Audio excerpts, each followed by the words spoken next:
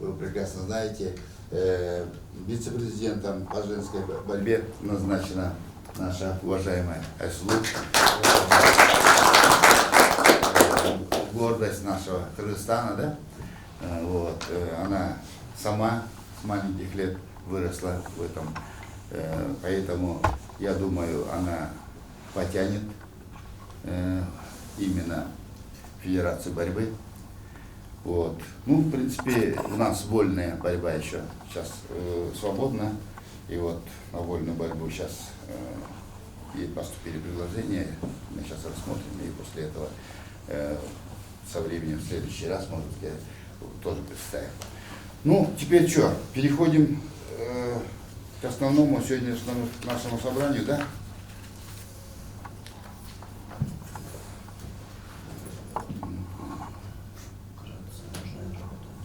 Хорошо, сейчас. Сначала вообще не сразу. Ну, давайте. А потом уже им слово дадим, вам слово дадим, да? То что-то. Бишкек.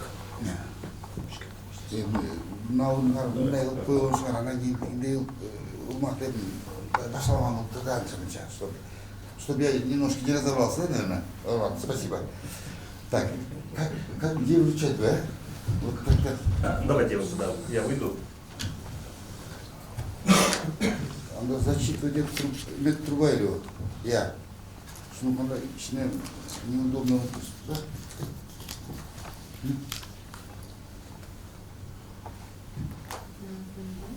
Да, вот еще тоже на фоне баннера. Нет, я хочу. Я вот подавать. Я думаю, что подавать лучше.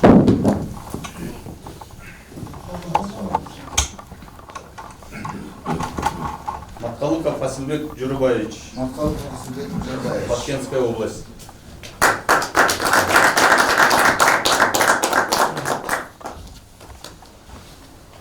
Иссыкульской области у нас нету. Егембердиев Максат Бакирович. Максатбек Бакирович. Жалабатская область.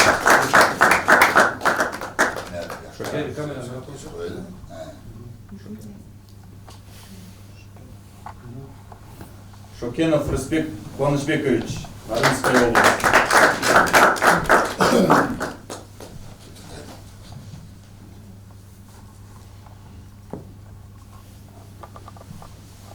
Батыржанов Сулумбек Нурбекович, Таласская область.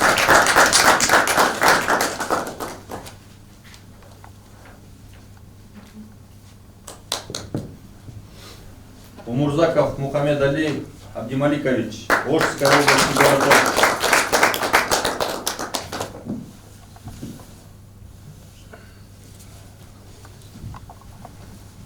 Айсаев Икурджан Шамилевич, Чуйская область и город Бишкек.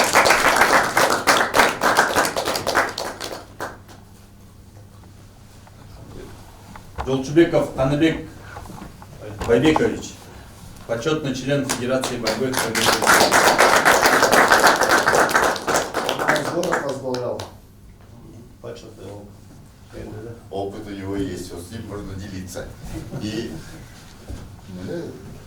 Таласки, да? Уже который проводит. Таласка өткенде атайым жаңыл годы барайын деп как раз бияқтан шығып қалып шойды бара албай қалдым да. А так хотел первый раз посетить.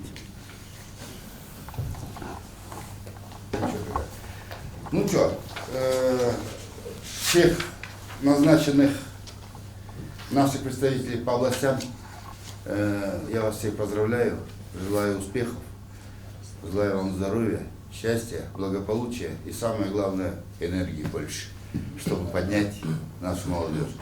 И насколько вот здесь не будет, все сейчас будет централизованно идти, поэтому каждый вклад каждого нашего человека или члена, допустим, или тренера, никто не будет забываться. Всех мы будем пропускать обязательно и на государственные награды. И потому что сейчас, я же говорю, нам дали полномочия, уважаемый наш президент Хамчик Алишаевич, оба они сейчас пристально смотрят и пристально наблюдают за нашу федерацию, потому что наша федерация на сегодняшний день авангард.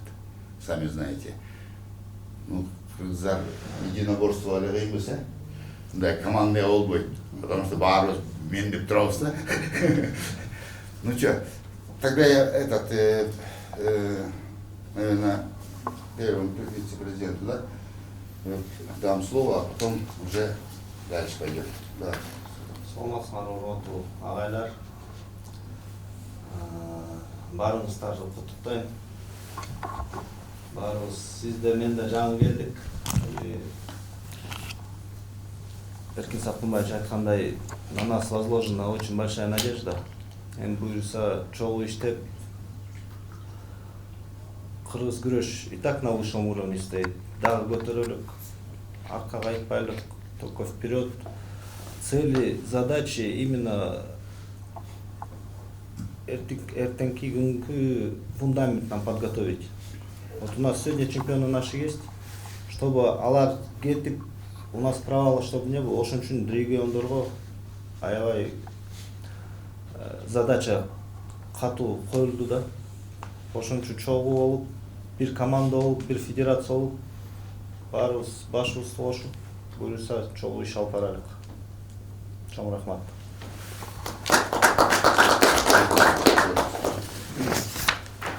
Основной по регионам задача мындай болот да. 2 возрастной категория болот.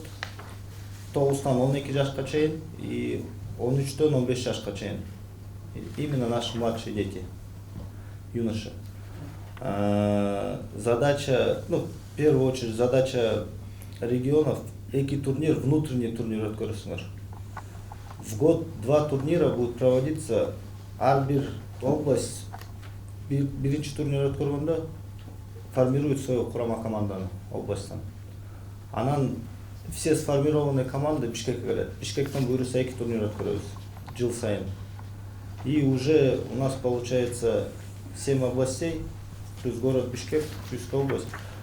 Уже мы будем наших младших юношей по 2 категориям возрастным проверять, күрөштүрөбүз да. И ошол жактан статистикада чыгарабыз, ошол жактан да сейчас проблема в спорт-интернат попасть. Аймактар вообще 5 кишиден бир бала өтсө жакшы да. Анан ошол жакка да биз рекомендация жазабыз, ошол статистиканы карап. В общем, в основной упор. Сиздерде какие предложения будут? Айткыла, биздер ошону, может быть, будем дополнять, что-то өз көз карашыңарды да айтып, чогуу иш алып баралы. Интернатка тапшыруу боюнча. Бул аймактарда мындай маселе бар. Кээ областтарда бөлүнүшкөн. Бул Баткен, Таласта Грекемский слабыйдар. Ошол аймактан интернаткачы физический подготовкасын карап туруп, жакшы жүгүргөнүн карап туруп, анан зээнин карап туруп алыш керек балдардычы. Аларды күрөштүрүп чемпион болуш керек эмес. Аларда борьба болсо каяктан чемпион чыгат алардан. Аларды келечекке радис кылып даярдап, интернаттан кийин коллежи бар, физкультура институту бар. Ошо аймакка айтып жибериш керек алардычы.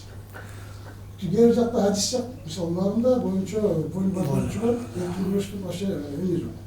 И даже лейлек, сүлүктүү, Баткен тараптарда Грекемский азыр Кызылкаяда бар кичине, Баткенде бар. Азыр лейлектер кичине пайда болуп калды, аларда өзү кыргыз улуттук күрөштө күрөшкөндөр азыр Грекемге өтүп атат. Ошон үчүн ушул жактарга бир лугота кыргытышы керек. Интернаттагачы. Квота киргизебиз. Алгыладычы, балдардычы. Алар күрөшкө билбес кайтып чемпион болот. Ал интернаттан ушул күрөштү үйрөнүп, кээ таланттуу балдар бар. Кеч келет, бирок результат бере турат, андайларды көп көргөнбүз. Таланттуу балдардан алыш керек да. Интернатка ушундай сунуш киргизсек болот. Сунуш киргизебиз, я думаю, может быть, даже как квота сурайбыз да. Именно на вот такие отдаленные аймактарда квота отдельно калтырабыз. Бул жакшы иш, абдан жакшы. Ошон үчүн биз көйгөйлөрдү билбейбиз да. И ошон үчүн чогуу жумуш алып барабыз да. Ошол керектүү маселелерди алып чыгып атасыңар да, туура. Что? Айсыл. Ну что, представим биздин женский борьбанын өкүлү, вице-президент Айсулу Тыныбекова. Барыңарды бүгінгі ошо намыңар менен куттуктайм. Өзүңүздөр билесиздер, биз деле жаңы келдик. Негизги ушул меники женский борьба болгондон кийин азыр сиз айтып өтпөдүңүзбү греко-римский борьба боюнча. Бирок ар бир эле региондо өткөндө биз Ошко барганда ошо деги эле ошо Ош шаарында өзүндө женский борьба жок да. Азыр школдордо. Анан ушул федерациябыз бир болгондон кийин, 3 виттен бир болгондон кийин ушу меники негизи ушул сунуш катары, анан биз дагы ушул мүчөлөр менен катары аракет кылабыз. Негизи 3 вит бир болгондон кийин ар бир школада аялдар күрөшүн дагы тошуп штатта бекитилип, анан тренер жетишпесе силерге кайрылабыз. ооба тренер жетишпесе ушул балким иштейм деген балдар болуп калат, жаш балдар келет. Аял кишиде жок да тренер. Анан Нет, вообще кичинекей кыздарды балдар менен көрүштүрүп койсо жакшы да. жок эле ошол Ушундо күчтүү болот да. мисалы чындыгын айтканда мен деле спортко кеч келгем, мен деле айылдан келгем. Анан бардыгы эле биздин чемпиондор азыр карап өтсөк ошол биздин Калыбек байкелер. Мен жаңы келгенде Калыбек байкелер менен иштеп, үлгү алып, биз деле ошол Калыбек байкелердин аркасынан чоңойдук. Анан бардыгы эле ушул айылдан чыгат, айыл жергесинен чыгат. Ошондуктан Эркин Сокунбаевич айтып кеткендей, акцент негизи ушул региондорго болот. Анан мен деле мисалы спорт интернатка өткөндө деле балдар менен чогуу машыгып анан өстүм да. Балдар менен иштебегенде бүгүнкү жеткен результатка мен деле жетпейт болчумун. Чындыгында конкуренция азыр эркин күрөштө конкуренция болуп атса, аялдар күрөшүндө конкуренция жок. Ошондуктан аялдар күрөшүндагы мисалы ачык эле айтканда 2028-тен кийин мисалы кыздар мен таштап койсом, Мерим, Айпери бардык ушундай кыздарыбыз таштап койсо, андан ары кете турган, алып кете турган чындыгында азыркы күндө жакшы кадрларды мен көрө албай атам да, чындыгында айтканда.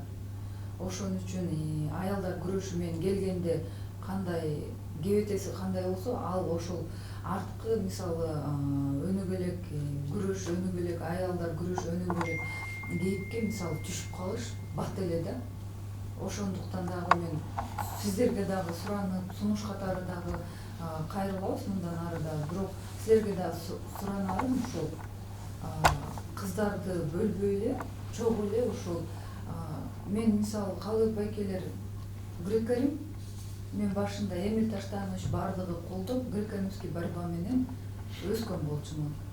Ошондуктан ал жактан бросокторду үйрөнөбүз, накаттарды үйрөнөбүз. Ошондуктан кыздарды мындай четке какпай, ошол колдон келишинче ошол эле агайлар эркин күрөшчү греко-римский борьбада иштеп аткандар болсо, аларга деле мындай суранып, кыздарды деле каалоосу бар кыздарды биз башында ушу кувырокторду жасап болсо дагы кичине спортко келсе, күрөшкө техниканы мисалы Бишкекке келгенде өзүн көрсөтүп баштаганда жол көрсөтүп, шарттарды түзүп берип, биз дагы өстүргөнгө аракет кылабыз да.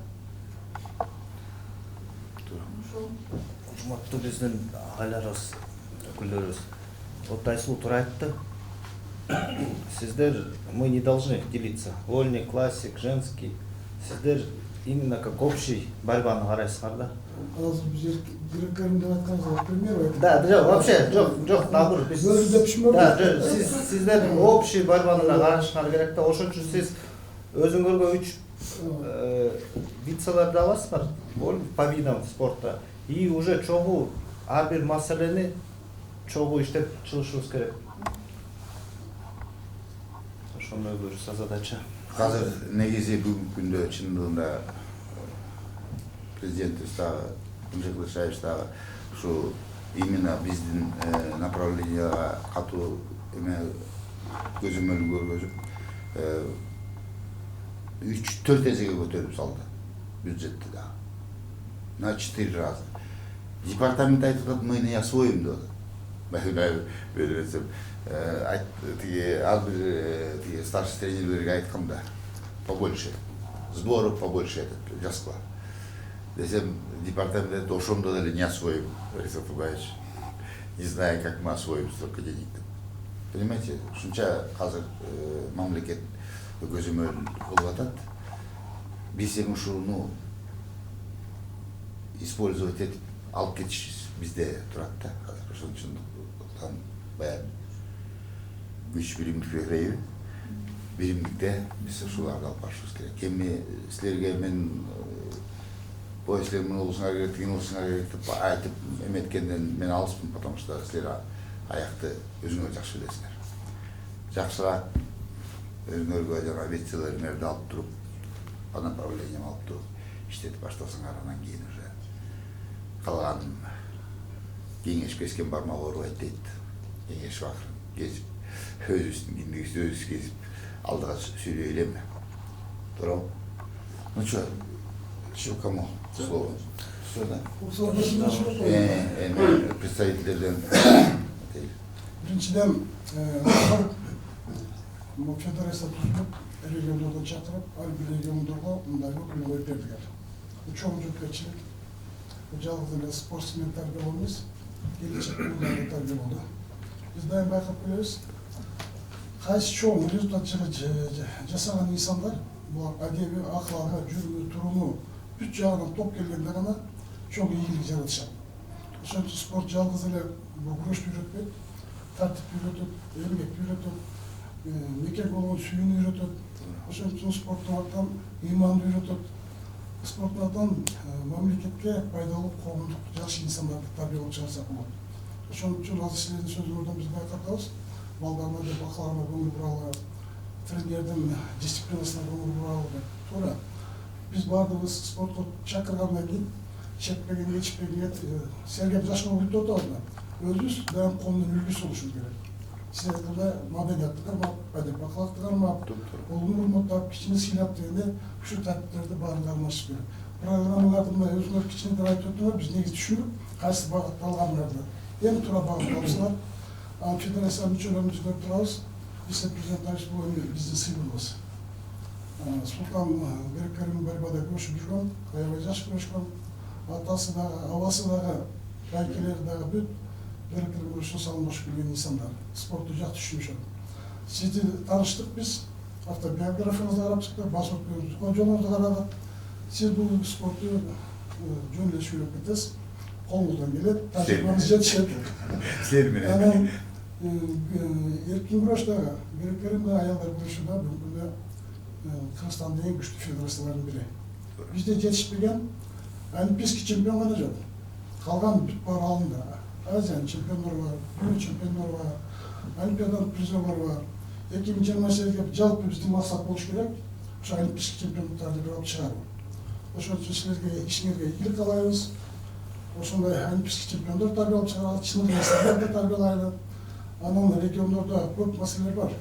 Залдардын жетишпестиги бар, кайердин жетишпестиги бар. Азда бир сөз айтып кеттиңиз, класс мектептерге дагы. Балким мектептерге Минобразованиянын биргеликте спорт класстарды ачсак болот. Ошо спортко лайыктуу балдар, ошо спорт класстарына өтөнчө расписание кылып беребиз. Спортту, анан сабагы, анан эмнеси кылыпчы. Ошондой багыттарды дагы Минобразование сунуштарды берсек болот. Госагентство акча каражаты көбөйдү дейт, бирок региондордо биз спортивный школаларда тынч иштейбиз да. Алар федерацияга кайрылып атат, биз тияка барабыз, акча бериңиз, бияка барабыз, акча бериңиз деп кайрылып атат. Анан школаны эмне болуп атат десең, бизге школа бербейт атат. Эгер азыркыдай эгер чындап 4-эсеге көтөрүлгөн болсо, биз силерге кайрылалы, госагентство менен сүйлөшөлү, бюджеттен чоңойтуп берсе, ошолар өстүрөт балдарды. Эми ишке чыгыш керек. Анан за границага чыгууну госагентство аркылуу болот, билесиңер да? Биз соседствода биз югта жашаган үчүн Өзбекстан менен бизге кошуна. Таластыктарда Казакстан кошуна. Ушул деле Казакстан кошуна, туурабы? Ушуларда госагентстводон акча сурайбыз да, школа өзү жибере албайт. Ошо жобого дагы эмнени киргизиш керек. Билишин зарубежге уруксат берип коюш керек. Мисалы 2000-ге биз 10 баланы алып келип чыгабыз Өзбекстанга, 2000 сомго.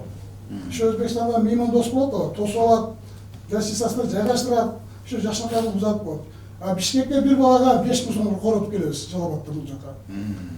Ошон үчүн кээде ошол жака акча каражатын школа бөлүп берейин десе, статья каралган эмес, бизде зарубежге только через госагентство тиги бу деп жибербейт да.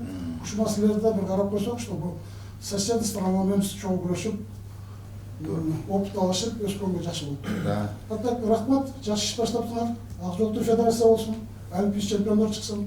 Ийгилик баардыгыңарга. Жакшы сөз болду. Эми ушул эки сөз бойдон калбаш керек. Эң негизи ошол эки маселелерди, допустим, силер жазып берип койсоңор. Биз ар бир планга киргизип туруп, допустим, Министерство образования, департаментке алып барып. Өткөндө айтып атпайбы, мен эми бул тармакта баягы көп нерсени билбегендигим үчүн чындыгында департаменттеги эмесе келип алып мага өртай этот, понимаешь, мы не освоим эти деньги. Да, выделили, не освоим. Жазгыла говорит, пожалуйста, мы готовы дейт.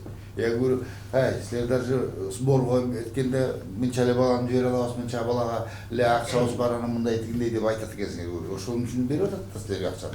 Силер давай эми по статейне бөлүп бергиле деп. Ошол себептен, допустим, силер кандай школдорго ошо статьяны же кандай бөлөт, ошол экенлерди берсеңер, может быть, действительно, да, давайте проработаем этот вопрос. Потому что айтып атпайбы, они говорят, не освоим деп атат. Госагентство өкүлдөрү жогору жака айта албайт да. Федерация коомдук. Сен алармен спокойно сүйлөшүп алсың. Наверное, ошо ичине ошондой бар го, тиги үстүнө айта албайт, анан кийин биз аркылуу болсо. Как раз алардын ортосунда мост алып беребиз, школанын бюджетине жогорулатып беребиз. Как раз сиз жасаган жумушуңуз болуп калат. Ошону бир аракет кылып, эң негизи өзүбүздүн азыркы айткан сөзүбүздөрдө биз тарбиялап чыгарып, жакшы патриот, кыргыздын патриот инсандарын алып чыксак, жайын көрсө жакшы эле болот эле. Канчасын заложим аны ким билет керек. Татулык саламатсыздарбы? Урматтуу бүгүнкү жыйын катышуучулары, баарыңыздарды бүгүнкү федерация өкүл болуп, дайын болсоңуздар куттуктайм. Максатайды жакшы айтып кеттим, региондордо азыркы күндө көйгөй маселе өтө көп. Себеби биздин Баткен областында бир эле Кызылтай шаарында более жакшы, бирок калган райондордо, шаарларда 4-5-8 кичинекей бир залда район жок балдардын машыгуулар бар. Бирок азырдагы жаштардын арасында массалык спортту өркүндөтүп жайылтуу максатында да бир топ иштерди жасап бергенбиз. Мен өзүм кесибим боюнча ушул образование 20 жыл ушу билимдерди таныбаганда ушу спортко күйүп жүргөнбүз. Бирок спорт аркылуу ушу спортко көңүл бурбастан саясатка аралаштык да. Ушу спортсмендер көтөрөлүп, спортсмендерге шарт түзүп берели деген максатта ушул насибеге 12 жылдан бери шаарда ушу бийликте иштеп келе жатам, атары бийлигинде. Спорттун баардык түрүн азыркы күндө шаарда колдоп беребиз. Спорттун баардык түрүн. Азыркы күндө биздин көбүнчө күрөш аябай жакшы өнүккөн, бирок бизде көйгөй маселе Айсыл айтып кетти, бөлүнүлөр депчи. Бизде вольный менен тренерлер бир аз да. Вольныйлар аз, тренер болгон, булар азыркы күндө ушу мектептин директору болуп калды. Башка жактарга кетип калгандыктан вольныйда бир аз маселе бар. Бирок кыздар күрөшүндө алай отурат. Бөлбөстөн ошо күрөштү алып барганыбызда мен 2028 жылга келечекте ушу биздин Кыргызстандын мыкты спортсмендери олимпиаданы багытып, азыркы күндө кандай турганбыз, ошону алдыга карап дагы чыгарсак, мен ойлойм жакшы ийгиликтер жагылат. Баарыңыздарды ийгилик, күч биримдикте дейт, ушу спорт аркылуу биздин Кыргызстанда азыр баары дүйнө таанып калды. Мен ойлойм баарыбыз аракет кылсак, баары колдон келет, чечилбеген маселе жок, баарын чечсек болот. Ийгилик болсун баарыңыздарга.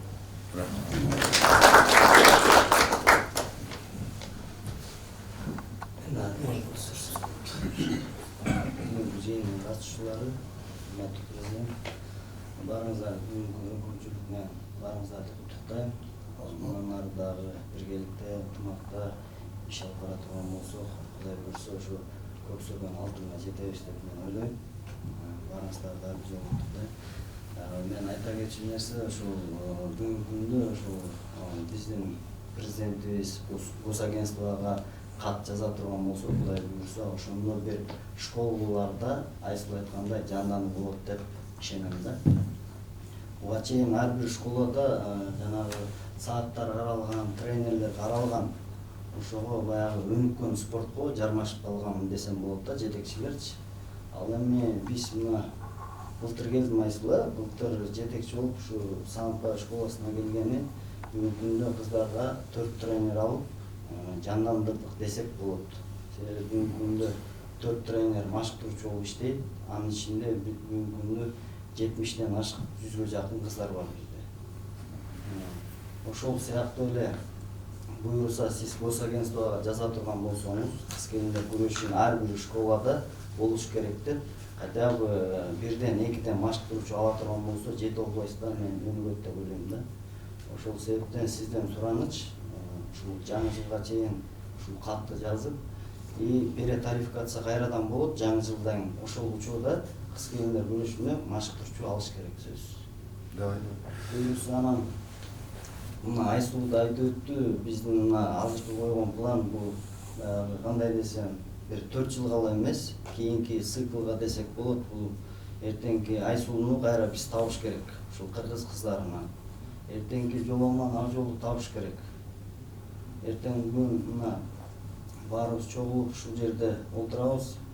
Баягы Лос-Анджелесте боло турган Олимпиада дебестен кийинкиге дагы биз кадамдарды коюш керек деп мен ойлойм. Ошон үчүн эртеңки күнү федерация иш алып баргандан кийин ушундай болуп кетти деген эмес, мунун артынан дагы улана турган болуш керек. Ошо баарыңыздарга рахмат.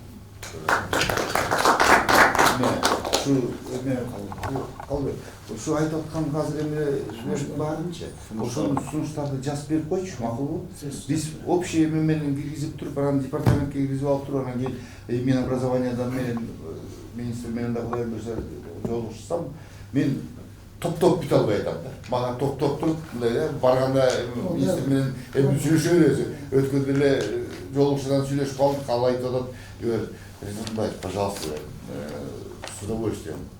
Она подошла, поздравила меня, что президент Федерации стал.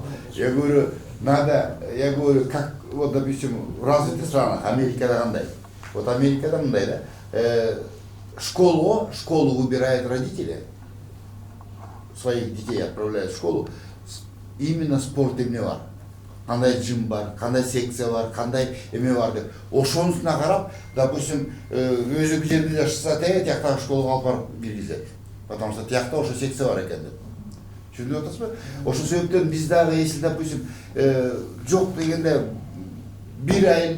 бир айылда болбосо дагы бир, допустим, 2-3 айылдын ортосунда, допустим, бир ай, хотя бир айлык өкмөттүн школунда бир эме зал болсо, ошол жактан деле аттып чыгышы мүмкүн да, бир таланттарды чыгарсак болот да. Ошол экени туура айтып атат. Бүгүн мына 9-13, допустим, 9-13-15 жаштагылар бул 28ге готовить этип аткан жокпуз биз. Бул кийинки артыбыздан мындай постоянно подрастающий поколение мындай такымдап басып турса, жана японецтердикиндей болуп. Алардыкы расслабляться не дают. Президент туура айтты бизге. Фавориттерге көрө расслабляться не дают дейт. Потому что артында уже ошол весовой категорияда уже готовый конкуренция, да, есть. Ошондо жетиш үчүн кыйын эле бизге, особенно женскую борьбу, я прекрасно понимаю, особенно южная часть у нас, Мурики религиозный, да, я не хочу от этого подальше, мен де жүргөйсүн Кудайга ишенген адаммын, но слишком эле баягы кыздарды эметип жиберди да, ичине жана эме кийгизип эле тигинтип боюнча ошолор дагы мешает на развитие болуш үчүн спорт больше развития даст любому подрастающему поколению. Ошондуктан я полностью поддерживаю. Давайте вот эти все ваши предложения прям в письменном виде. Сейчас казыр айтылат тагына бут база пишет, да? Последний вопрос. Жазып алабыз, но тем не менее силерде берип койсоңор ошонун баарын кынтып туруп бир маселе кылып алып чыкканыбыз оң болот да. Канчасын сразу жазайбыз, канчасын постепенно, но мунун баары чечиле турган маселе да. Мен ушинтип ойлойм. И мага айткан боюнча ушундай да. Бүгүнкү күндө машыктыруучуларыбыз ошол региондордо да көйгөй бүгүнкү күндө. Бүгүнкү күндө кандай десек, Бул жакта ага машыктыруучу, кичи машыктыруучу, анан U15, U17 машыктыруучулар бар. Анан ушул региондон чыккан баягы кандай десем, бирөө тапты, бирөө бакты, анан пайдасын бирөө көрөт деген нерсе бар да бул жердечи. Себеби ошо региондон чыгарат баланы биринчи машыктыруучу, ал эми экинчи машыктыруучу тарбиялап өстүрүп, анан курама командага өткөрүп берет. Ошол тең каралбай жатат десек болот да, урматтуу агайлар. Максат агай жакшы билсе керек, агай. Эгер биз ошону мисал кылып айтсам, бир 100 сом бере турган болсо, 40 сом ошол тапкан кишиники, 40 сом баккан кишиники, ошол 20 сом ошол ага машыктыруучулардыкы болсо, региондордон кызганыч болбойт эле да, ошондой бир жакшы машыктыруучуга өткөрүп берет эле. Ошондо региондун машыктыруучуларына дагы бир мотивация болот эле, алар иштейт эле, изденет эле да. Жакшы балдарды таап, ушул спорт интернатына берип, же болбосо кандайдыр бир жакшы машыктыруучуну көрсө, ошого өткөрүп берет эле. Себеби ал бул жерден өткөрө албай, өстүрө албай, ушул агайга берейин, ушул эртең дүйнө чемпиону, олимпийский чемпион кылат деп бир тең укуктуу болот эле да. Ушунун дагы бир сунуш катары кабыл алсаңыз, буюрса ушунун баарын жазып берсек, мен ойлойм, көптөгөн жетишкендиктерге жетебиз деп. Туура айтасыз, туура айтасыз. Кабыл айткан агай мондай да. Ар бир машыктыруучунун өзүнүн уровени бар да. Кимдир бир начальник подготовканы приемдук үйрөтүп гана коет, андан аркы даярдай албайт да. Бирок ошол үчүн амбиция деген бар да. Мен өзүм даярдайм, олимпийский чемпион деп айылда баланы кармап отура берет, а бала уже чыкпайт да. Ошол үчүн сборныйга эптирап берип, бул жакта тренер кызганыч ошондон. Жана тийгенде тренерге бир премия тиет, тиги алып коет экен, мага тийбейт экен, өзүм алам да, айылда кармап отуруп баланы өстүрө алат. Ошого Жок, ал жагынан биз профессионально тең бөлүп койсок да жакшыраак киши. азыр ошо боюнча систематизация кылабыз го, ошо силер менен баарыбыз келишип туруп ошо бир система келебиз. Обязательно ошо унутпаш керек, ар бир адамдын салымын. Биз даже азыр бүгүнкү күндө мындай болуп атат да, спорту жакшы көргөн, баягы меценаттар бар, тигиндей мындай адамдар бар, баягы спортко берет экен, жаат угулбайт, жеметилбейт. Ар бир адамдын салымын баалап бактаган билишибиз керек. Каназалаганыбыз. Мындайын айтканда баягы жаманыбызды жашырып, жакшыбызды каназалап турушубуз керек да, туурабы? Ошондо биз өнүгөбүз, өсөбүз, туурабы? Анан биз кээде туруп алып эле жаман жагыбызды чукуп эле отура беребиз. Тиги жакшы жасаган нерсебизди баягы карабыз келбейт да. Ошондон же көрө албастык, ушунча орчунда өсүп кеткенди билбейм. Но негизи ошо системага киришибиз керек. Чтобы салым бар да, ал тапты. Таап тезирээк өткөзсө, ал может быть талант раскрываться этип батыраак өсүп кетет беле. Туура айтып атасыңар. Ошону жагын бир системага келтиришибиз керек да. У нас сейчас вот такая проблема. У нас получается биринчи агайыбыз унутулуп калып атат. Результат бар, у нас только личный тренер и главный тренер получает премию. А первого тренера всегда забывают. И ошон үчүн вот агай деле айтты, Калбек деле айтты, нам надо, чтобы вот регион еще разбудить, биринчи агайды тоже как премияга коштуруш керек да. Положение киргиздилер же? Кирген жоксуң, ана? Пожалуйста. Вот тебе самый основной вопрос. Почему Биз ошону мамлекетке как Нет, правильно. Положение. Тренерге берилет, бирок проценти аз. процент аз, да. Биринчи тренерге берилеби? Берилет, бирок проценти аз. Башка машыктыруучу менен жеке машыктыруучунун салыштырмалуу өтө азыраак болуп калган. Анан ошону Калыкбек айтып атпайбы? Биринчи машыктыруучунун дагы алып аткан премиясын ошо көтөрүп, балким ошол башка машыктыруучулар ошондой бардыгын мындай кичине пропорционально турараак распределение кыла алат деген сунуш. Жок, давайте ошону. Агай, лучше биздин сөз менен чечип койбош керек. Жок, мындай да. Тренерлерди алып туруп, главный тренерлер бар, старший тренерлер бар, дискуссия кылып мындай. Ичине жалпы мнение келип туруп, анан пропорционально бөлүп, ушунча процентке деп голосовать этип, собрание негизинде чечиш керек да, лучше. Мен оюм вот Калыбек туура айтты. Первый тренер, и да, первый тренер и личный тренер 40-40-тан болсо, а главный тренер ал ар бир баладан чогултат да. А личный тренер, он только с одного, со своего получает ученика. А главный тренер, он со всей команды получает. Вот у него 5 результатов, он с 5 получает. Поэтому, ну, Қалыбек тура айтты. 40-20 кылсак, это айырдан деле өстүргөн, например, агай, он скажет, нет, я лучше, вот он своего пика достиг, он лучше скажет, давай лучше шарға передам, пусть там өстүрсүн, результат көрсөтөт, и мне хорошо будет, Кыргызстанга жакшы болот. Всем. Мындай айтканда вдоль болот таба да. бербейт, алтынды, талантты баары эле таба бербейт. Ошол региондон ар бир областтан 2-ден 3-төн чыга турган болсо, ошол деле бизге жетиштүү болот да. Так что. Ошол себептен бундагы мотивация болуш үчүн ар бир эле тренерге мотивация болуш керек. Тапканга ал кызыктар болуш керек. Ну, аны мындай да азыр биз положение киргизип туруп, департаментке айтайлы, силер болгону изменять этикler. Первый тренер деген болуш керек. Ал сколько найдет больше, а выстрелит-то, өзүң айткандай туура айтып атасың. Ар бир капиш региондон бир экөө үчөө, если выстрелит, то Кыргызстанда бүт эле Олимпийский чемпион. олимпийский чемпион болуп кетпейби. Так что анын эчебеси жок, мындай аны эметпей эле положение киргизип туруп, этикилерге киргиздиришибиз керек, и все. Мне кажется, это решаемый вопрос. Я знаю. Бакыржанов Сулбек Талас областына салбастар бүгүнкү жыйын катышуучулары баарыңыздарды бүгүнкү алган көрүнүшлөр менен ордуңуздар менен куттайбыз. Баарыбыз ушундай эле эртең айтып кеткендей максатка карайбыз аткандай ортосунда ынтымак болсо ошо региондардагы федерациялар менен ошо республиканский федерация тыгыз байланыштуу болуп иштесек, сиздер менен ар бирибиз байланышып жакшы иштесек, ушу жакшы иштер болот деген чоң үмүттөрүбүз бар эди, Кудай буйрса.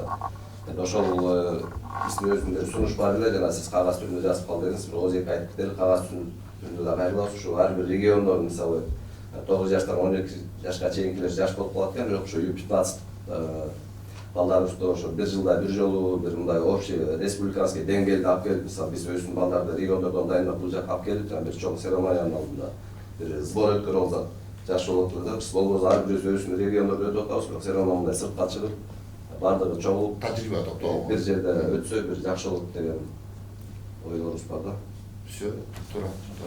Аны обязательно организовать этебиз. Себеби алар бири-бири менен, допустим, таласта болсо, таласта эле күрөшө берсе бири-бирин таанып калат да. А тажрыйба топтош үчүн наоборот разные эти керек болот туурабы. Допустим, башка машыктоочу, башка система менен күрөштүрөт туурабы. У каждого есть своя техника, тактика боя. Менде сунуш, вот биз турнир өткөрөбүз да. Бир жылда 2 турнир. Там вообще предусмотрено акчалар сыйлык да. Она может быть без команды чемпионов, например, же полностью пьедестал. Может быть, чтобы как следующим, да, как стимул болсун, именно команда чемпион экинчи, үчүнчү орунбарды, например, жайында сборго алып барабыз общий. Чтобы и өсүш болот деле, и кийинки, например, утулган командаларга как стимул болот да. Блин, быйыл биз утайлык, сборго барайлык, например. Ну, вместо денег, может быть, ошондой белек кылабыз, туурабы? И да, ну, эки сбор кылабыз, например, ну, ошону сүйлөшөбүз, ну, вообще ошол негизи бар да. Анан вот Калыбек айтты, эме боюнча, мектеп боюнча өзүнө 4 агай алды машыктыруучу. Мен ойлойм, ар бир областтан, если такую задачу ДОС менен эмес, детский юношеский мектеп менен сүйлөшсөңөр деле алар, мне кажется, алат. Ар бир областтан 1-2-3төн эле алса жетишет, это уже канча агай кошулат да биздин жумушубузга. Негизи мы Жалалабадда шаарда 4 спортивный школа бар. Тренинг штаттар забиты бизде. Жалалабад ооба, да, Жалалабад күчтүү. Спорт интернат ачылып калды. Ал жакачы. Жалалабадда спорт жаш өсүп келаткан кези да. Тренерская работа бар эле, кызык көпчүлүгү даже бизнес таштап тренерская работа келип калышты уже. Кичине болсо да зарплатасы көтөрүп койду, башталгы бир 1,5 ставка, бир 23-25 миң акча. Анда интернатка балдар берсе 10%дан кошулат. Сборный болсо да кошулат. Ошого азыр кызык иштөөлөр бар да. Тренерская работада да мындай штаттык. Наоборот, штаттык бюджетти госэгесинен коштуруп беришибиз керек. Саат коштуруп иштеп аткан жерлерге Саат. коштуруп бериш керек. Жоқ, жалаларда буквально за последний 10 лет Максат Байке өзі көтерді да. Мурда биз күрөшүп жүргөндө, чын айтканда Жалалбаттан ашып кетсе 1-2 бала келчү. Это буквально 10-15 лет назад. Сейчас пьедесталдын жарымы чемпионат Киргизии, Жалалбат өлкөдө. Это вот всё. Благодаря вот Максат Байке ошондой көтөрдү да. Поэтому и ошол менен, когда конкуренция катуу, өсүш болуп атат да. А раньше, Ну вот, как мы запланировали, весной и осенью. Эки эме обязательно шу Бишкекте. эки турнир Жақта отбор сделал, командаңарды, құрама командаңарды келесің. 9-тан 12-ге чейин. Это первая категория, да. Юноши, младший юноши именно. И экинчи категория 13-тан 15-ге чейин. Вестерин анан, ну, как өткөндө эле ошондой эле болот вестери, младший юноши салмактары. Азыр өзү биздин жардамыбыздан керек болуп атат. Былтыр мектеп бир школа бар. Ошол класстан 32 бала калыптыр. Барбан машина. Анан мектептерге келип топтодук. Анан 250 бала болду. Анан балдар келген балдардын салыштырмалуу менен 2001-жыл менен 2023-жылды карадым да. 2001-жылы балдар келгенде 80% физически подготовленный балдар келген. Азыркы келген балдар жарым очко кадаган, же болбосо дал бир жакка кыйшаган, арык, торук, же болбосо өтө семиз, бою кичине, нестандартный балдар келип атат да залгачы. Бул деген биздин келечекте генофондун бузулуп атканын көрсөтүп турат. Бул телефондогу нерсени карап отуруп жаш балдар. Спортты да кылбайт, сабакты да кылбайт, келечек түпкөй жетип баратат да. Азыр айтыптан 9-тан 12 деген, 12-ден 15. Biz az жакшы иштесек мектептер менен, мектептерден топтоп атайын балдарды. Ушул нерседен чыгарабыз. Бул коомго дагы, мамлекетке болгон биздин чоң жардам болуп калат. Келечекке здоровый балдар берет да. Мисалы, статистиканы карасам, 9-класс бүткөндө припускной тапшырганда 80% бала жараксыз чыгып атат. Стандарт деген бар да, салмагың боюң 1.65, салмагың 65 болсун, жок дегенде 60 болсун деген. Бойлары 1.80, салмагы 55 мисалы. Дефицит масса тела. Ошондон масса албаган. Же болсо наоборот, ушундай балдар көп. Же дагы же кол бучун өрчүгөн, кишайган балдар көп. Ошон үчүн мунун баардыгы эртең күнү ата-энеге деле, коомго деле, мамлекетке зыян келтирип аласыз. Азыркы балдарды спорт менен машыктырса.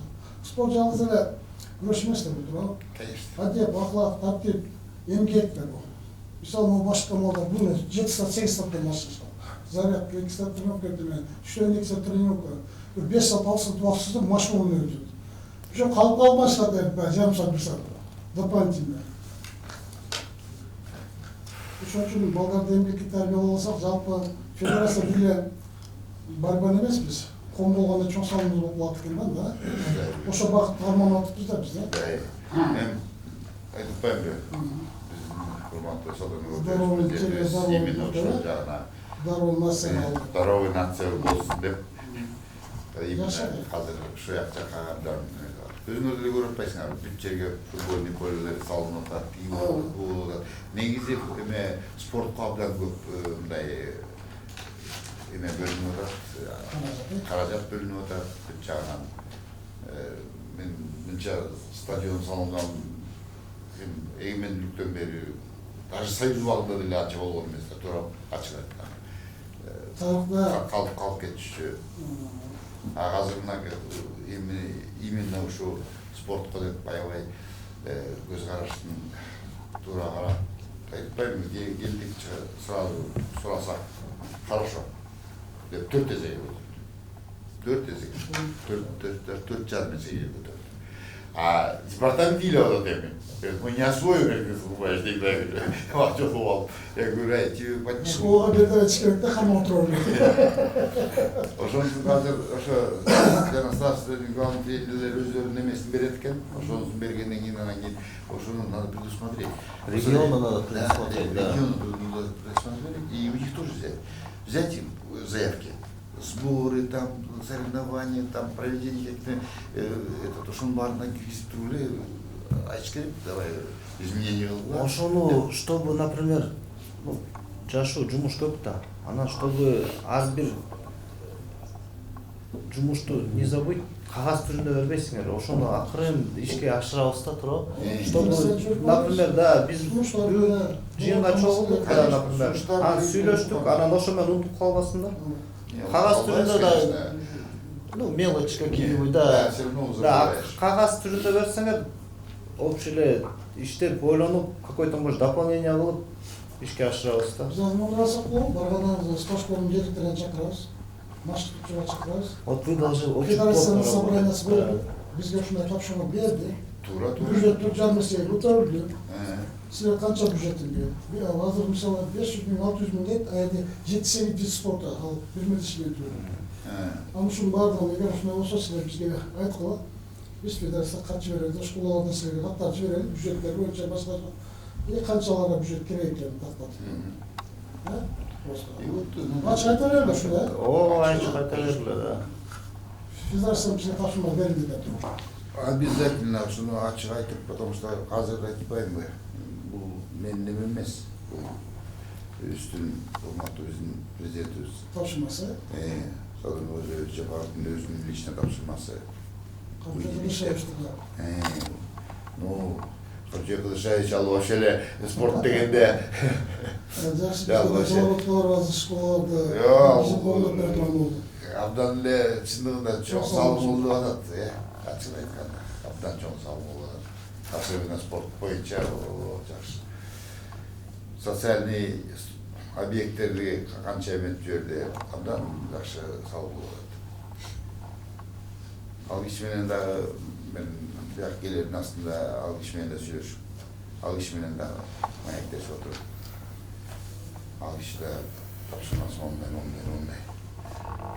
Деп, ал вообще эле момче медаль деп берип бага ал жакта антпекс деп аны Кудайдан деп тилейли деп ушинтип айттым. Но аракетибиз кылышыбыз керек. İzlesek de olmaz buyursa. Разрешите предложение сделать? Рұқсат етсеңіз.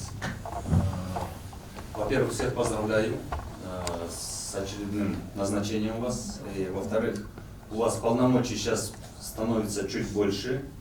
Я сейчас создам одну группу, где мы будем все вместе находиться. Мы всю переписку, в принципе, сейчас 21 век, будем переписываться. Бумага будет дополнительно доходить. Второй момент, Эркин Сатынбаевич, если позволите, если будет у нас возможность каждому региону сделать печать, чтобы он отвечал за нее. То есть он отправляет бумагу, ставит печать, и мы знаем, что это от нашего представителя региона. Если будет возможность такая. Либо мы вам сейчас сделаем, либо вы самостоятельно можете у себя... Не, это у них юрлица нету, юрлицо у нас. Поэтому Тогда мы они сделаем, работают подготовим. с нашим положением. Bizde Значит, zavodda var bizdeki. отдельно. Bizde kaplanan bizde. Да? Каттап аласың, анда вообще Да, тогда вот просто чтобы для того, чтобы документы топтоонго, чтобы все было законно дегендей, да, чтобы без тека дальше жүріп күнгө печать менен келсе, вообще было бы хорошо деген, да. А так, все. этот, для всех, наверное, лучше можно один сделать, да, чтобы у каждого. Я думаю, может быть, каждая область отдельно взять, по областям, чтобы потом, ну, путаницы не было. Областар бар да, следует. Onda olsa gide oblastan belli insanlarla kaynağımız var. Cevaplı oblastan. Hani özünün altına koyup pečatın basıp ben civeresine. Uzbor o jardım verip koydu diye jardım verip hepsi aldı bunlar için. Oşo özünün pečatına civererek olacak. Sonra jardım şu geç. Yok, çok hoş oldu ki 3 tane değil geç. Ama oşo oldu. Ama każdy size hepsi aldı. Balançalarına kaç yazıp verirler, pečat bas verirler desek. Нет, конечно. Hayır. Sözlüğün aynı adamlar beşleşerdi. Печатьтің өзін берсеңіз де біз өзі жасап аламыз. Сіздер берсеңіз де біз өзі жасап аламыз. Бишкек шаарында азыркы күндө мени койбоду эле өкүл кылып, Бишкек шаарында дагы бир өкүл бар. Ошентип печаттарды алып алып, өзүнчө өкүл болуп жүрөт. Ошол себептен мен ойлойм, мисалы азыр корочка канча жылга берилди, федерация урматтайт өзү жазап берсе депчи, Жалал облайсы мынчанчы жылга эле действует депчи. На один олимпийский цикл. Себеби печатты алып алып, ошо менен ошондой болуп кетип атат да. Дальше. Дальше биз өзчө федерация, биз өзчө федерация. Ошол себептен сиздер эле. Ну вот это до нас было, например, Бишкек шаар экөө бар экен да. А экинчини ким койгонун эч ким билбейт да. Жок, алыны дагы бир убакта коюлган, Это коюлган, но это ким койгон, печаты бар, это и просто печать. порядка не было из этого так. Поэтому я думаю, может быть, биз өзүбүз чыгартып по областям и со сроком, например, вот сейчас олимпийский циклга коюлгансыздар. И на один олимпийский цикл также, например, печаттарды чыгарып беребиз. Жарактуусу 28ге чейин деп элечи. Областарда ал керек, областарда бир мелешетке бар да, ошолар печатласа. Ошого да. Ошон үчүн я думаю, биз эле чыгарып Давайте. заново. Это техническая сторона, мы рассмотрим, сделаем сами.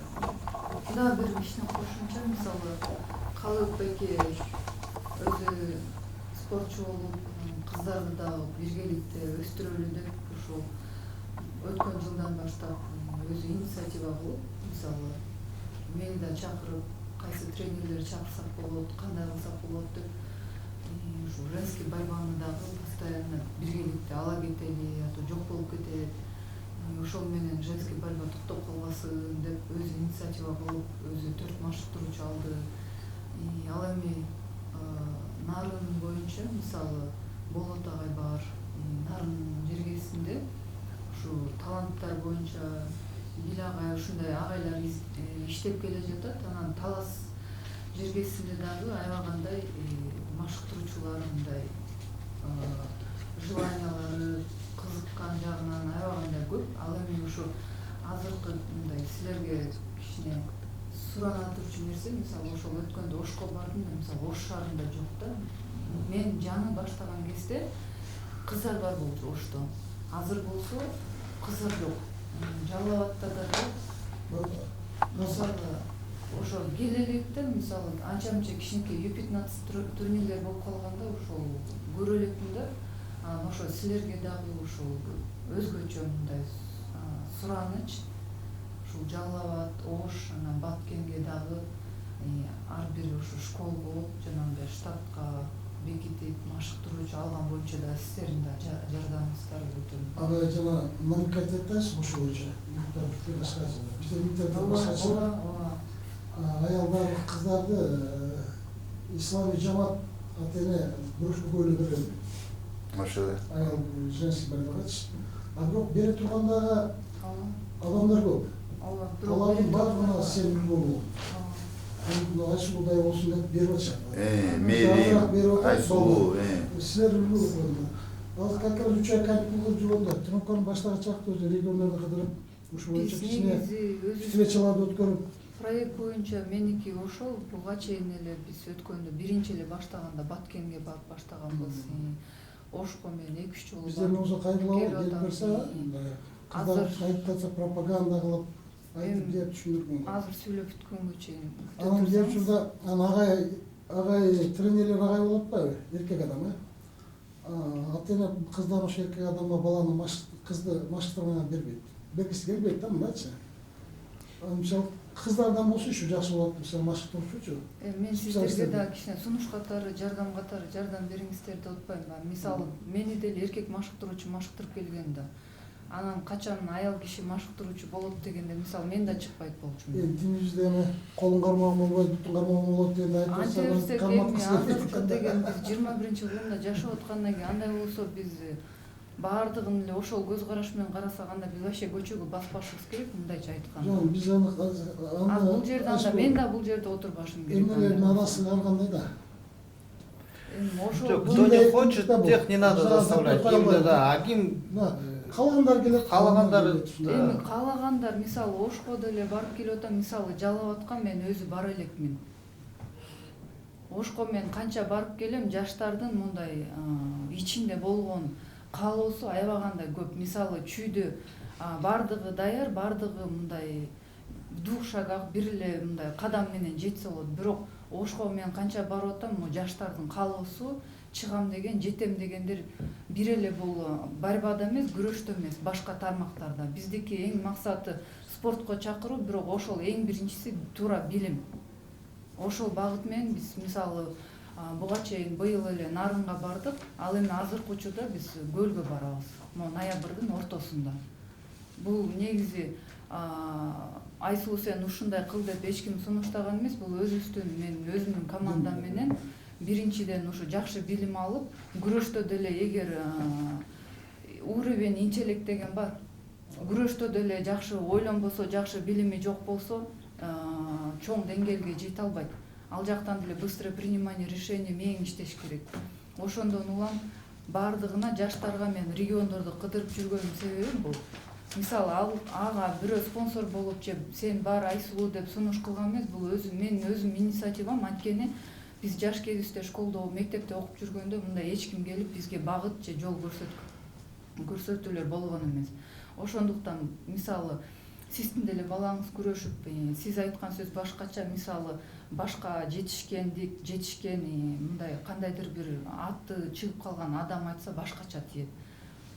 Мугалим айтып аткан болот, бирок ошону эле мисалы мен барып бир эле айтып койгондо ал адамга башкача тиет. Мисалы мага деле ошондой болгон. Эч ким ишенбей жүргөндө мисалы Казакстандагы Гузаль Манюрова деген күрөшкөн спортчу кыз болгон. Ал келип эле Айсулуу кабатыр болбосо, мен ишенип атам, сен эртең лицензия аласың дегенде мен биринчи лицензияны кантип алганымды деле өзүм билбей калгам. Болбосо жөнөкөй эле сөз, бирок ал таасир берген, анткени ал деген жетишкен спортчу катары анын сөзү мага башкача тийген болчу. Анан азыр биз 12-синен 14-үнө чейин мисалы ойлогом бүгүн Көлдүн эме представители болот го деп. Ошо Көлдү биз толугу менен кыдырабыз. Ар бир регионду Баткенден баштаганбыз. Быйыл ушул Көлгө барсак, эмдиги жылы балким ошо Жалал же болбосо Чүй, ушинтип ар бир региондорду биз бул ишибизди токтотпойбуз да. Ошон үчүн мен силерге дагы мындай жардам катары сиздер дагы жардам бериңиздер деп мен өтүнүч менен кайрылып атам. Силердин да жардамыңыздарга биз дагы муктажбыз да. Анткени мен эле мындай кыла берейин десем, бул бир адам мындай бул ишти да ашырганга кыйын да. А эгер бардыгыбыз ошо менен биргеликте жардам берсек, бул бүгүнкү чогулуп аткан ишибиздин дагы ошол жыйынтыгы мындай үзүлүү болот. Көрө алабыз деп мен ошондуктан силерге дагы кайрылып атам да. Анан албетте жанагындай популяризация боюнча, ушул аялдар күрөштөр боюнча кыздарга чындыгында юг жакта мындай башкача көз караш бар, бирок мен мисалы чыдамкайлык келишет аябагандай. Кыйынчылык мисалы бул жактагы болуп аткан шарттар ал жакта жок. Мен Баткенди мен тиги аякка максат айылына чейин барганбыз, мисалы ал жакта жашоо чындыгында аябай кыйын. Анан ошондой шарттарда чоңоюп аткан жаштар чындыгында мен ойлойм көп ийгиликтерге жетет да. Мисалы Чүйдөн алсак, башына түшкөн кыйынчылыктарга жаш бала чыдабай кетиши мүмкүн. Ошол эле 15, 16, 18ге чыкканда эле студент бала деле чыдабай коюшу мүмкүн да. Сиздердин да жардамыңыздар өтө мындай маанилүү. Түшүндүк эме. Азыр эми Айсулуу айткан правильно. Азыр мына силерди баягы ар бир дайындап, ар бир регионго, ар бир областка дайындап коюп атканыбыздын дагы биринчи максаты баягы тренерлер менен бир заседание өткөзүп сүйлөшөсүңөр да. Ошондо ушул эки теманы ала кетишиңер керек деген нерсени сураган атат. Баягы экен бир адам да.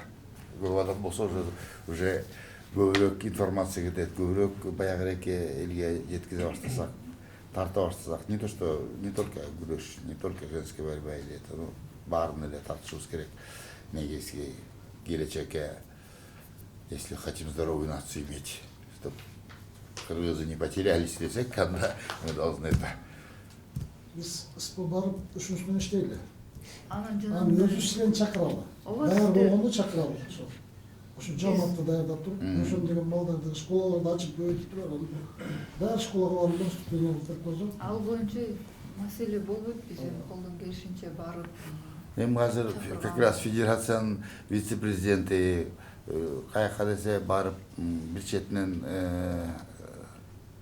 Айсулуу дагы макулдугун берип ушу федерацияга биз менен чогуу иштегенге келгенине мен да абдан кубанычтуу болуп атам. Себеби биздин эми Кыргызстандын күрөш боюнча биздин лицобуз далай өлкөлөргө тааныткан адам катары биздин сыймыгыбыз. Ошон үчүн өзү барып айтса дагы канча деген эме болот, таасир берет. Ошол эле кыздарга, жаш кыздарга, кичинекей кыздарга көп эме берет да. Анан кийин ал дагы келип атасына айтып, ата мен да ушундай болгум келет, мен дагы барып эметейин десе, ошентип акырын чыгып калат. Анан Айсулуу туура айтты. Мына допустим чүйдө же Бишкекте чыкпайт. Себеби мындай да ток бала ал күрөшпөйт. Согласитесь? Бишкек мен Чүйдагай балымдыктар башка. Булар Оксфордко, Гарвардка барып окуш керек. Күрөш керек эмес. Да, билим дегенге көбүрөөк алар менче да. Англис тилин алыш керек. Үйрөнүш керек. Айылда балдар Аларга престиж берге келип машыгуу. Заңгыраган залда. Ошо да. Ошо керек биринчиден. Экинчиден алар баягы эреке эме болуп турган кезде хочется порвать, да? Ошондой эле да. Ошон үчүн ошондуктан баягы эреке айылдан башталат алам деген ошо бекер айтылбаган окшойт. Ничего, бүттүк дагы. Да, официальную часть можно закрыть, просто на неофициальную часть перейти. Да? Там уже... Аяктан уже кенен да сүйлөшө аласыз да. А то сөздүн бардыгын бияктан сүйлөп алсаң азыр. Ну что, Алмат Болотович. нашу неочередную конференцию считаем закрытым, да? Все поставленные вопросы с дополнениями я прошу проголосовать на всякий случай, да, чтобы в протоколе было. Ну что, кто за то, что было озвучено, с дополнениями внести в протокол? За. Против. Единогласно. Единогласно принято. Спасибо. Все.